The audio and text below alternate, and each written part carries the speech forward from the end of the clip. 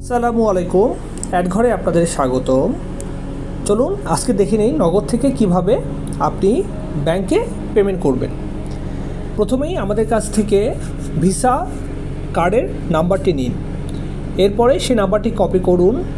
Copy করে transfer মানি অপশনে click করুন। এরপরে সেই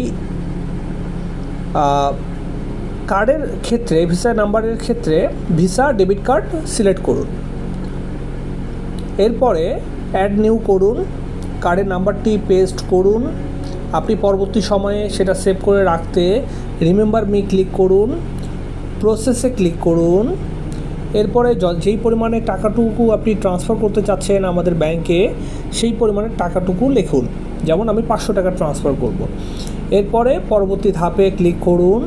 এরপরে আপনার নগদের পিনটি দিয়ে দিন।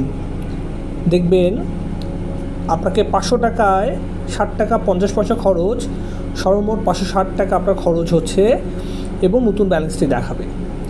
যার ফলে আপনি কম খরচে আপনি আমাদের ব্যাংকে পেমেন্ট করতে পারছেন ইনস্ট্যান্ট আপনার নগদের ব্যালেন্সের মাধ্যমে বা নগদ অ্যাপসের মাধ্যমে। এরপরে ট্যাপ করে ফেলুন, দেখবেন পেমেন্টটি হয়ে গিয়েছে। আশা করি এটা আপনাদের অনেক বেশি হেল্প হবে। ধন্যবাদ, ভালো থাকবেন, অ্যাড ঘরের পাশেই থাকবেন।